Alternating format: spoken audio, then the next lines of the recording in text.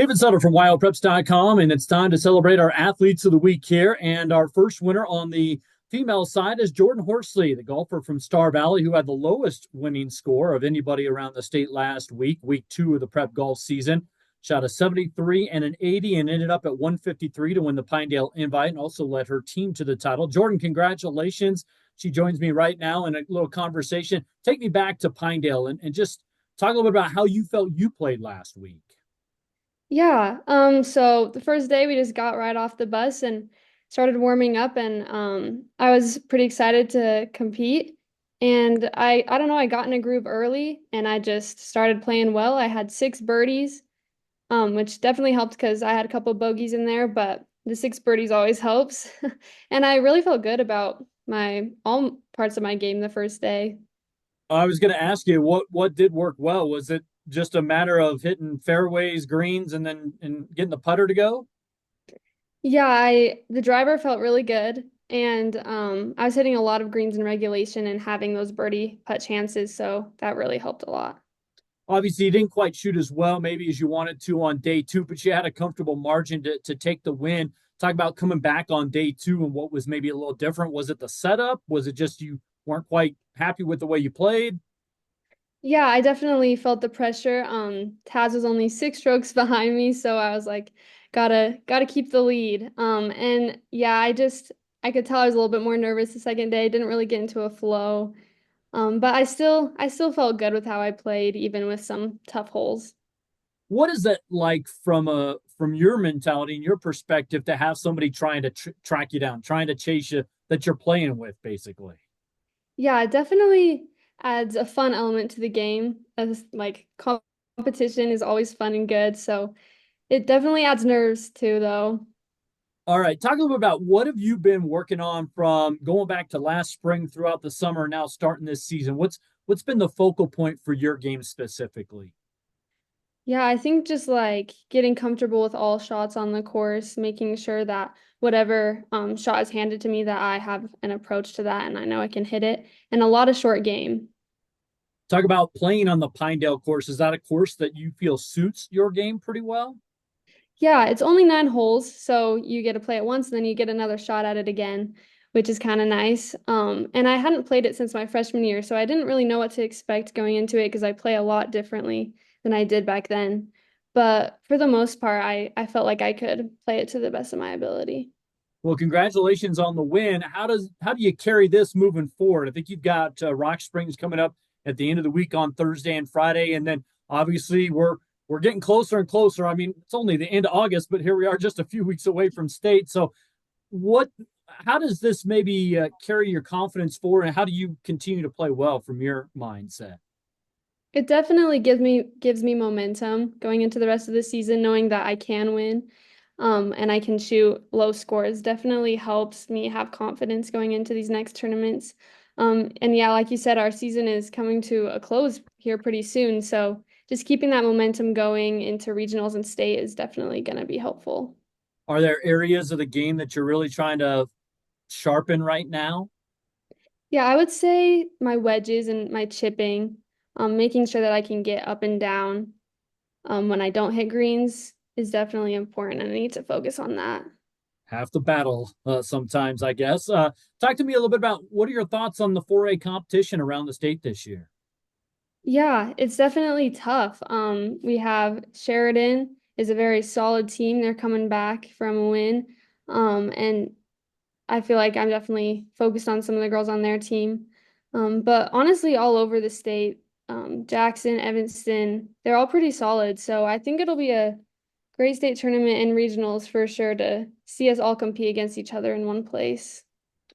Speaking of that, you don't see Sheridan at all until you guys get to state. What is that like knowing you're trying to kind of follow what they're doing, but you never actually get to see or play with them?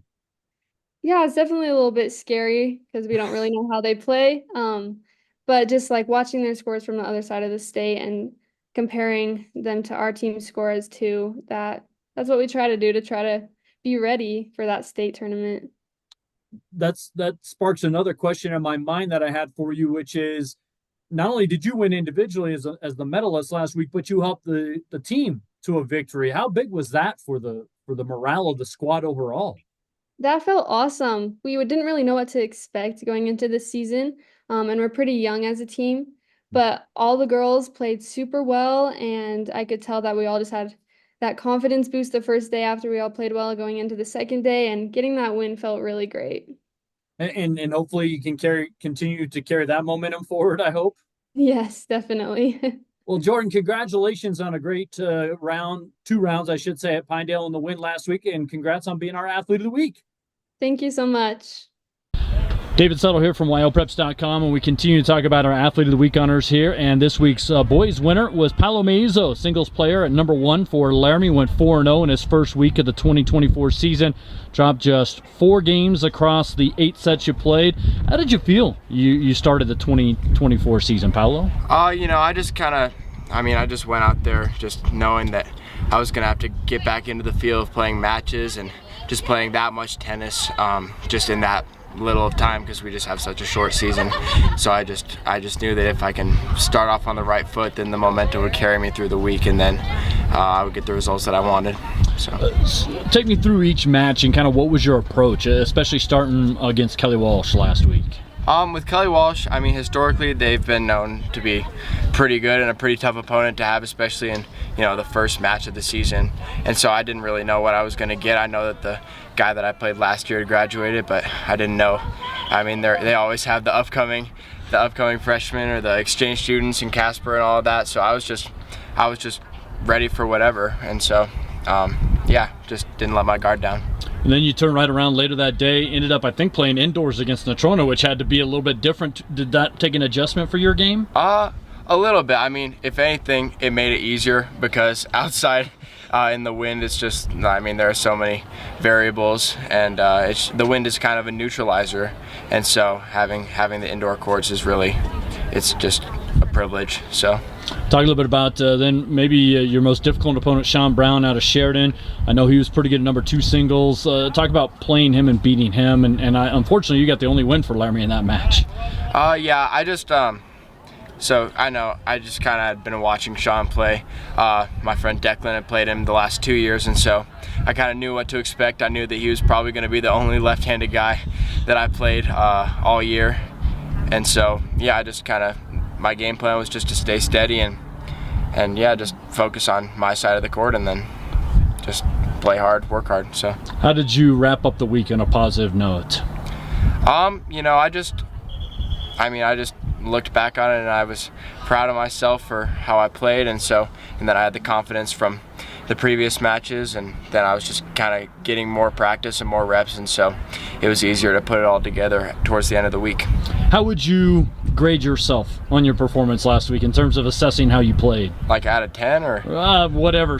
A, B, C, D, letter grade, 1 out of 10, whatever you want to do. Maybe a B+. So I just feel like if I want to get to like my peak level, I think that should come later in the season instead of the first week. And so obviously with the first week, even though you do win and you do have the results that you want, I think that you still have a lot of room to grow over the next couple of weeks leading up to regionals and state. What areas are you kind of focusing on in terms of improvement in your game specifically? In my game, I just need to focus on the mental side of it. I just need to focus on taking things one point at a time and not getting too ahead of myself, not looking too far ahead of the match and just like of the season in general. So, well, good start for you. I guess, what are the next steps along the season for you? We have Central on Thursday, which is obviously a tough task. They've been, I think we only beat them by 1 last year at state, so their team is pretty good as a team, and I've played their number 1, not last year, but 2 years ago, and it was a fight, so I'm looking forward to it. And then I think the week after that we have East, and then, the matches come pretty quick, and then all of a sudden you're at regionals, but yeah, I'm just excited. Paulo, thanks, and congrats on being our Athlete of the Week. Thank you so much.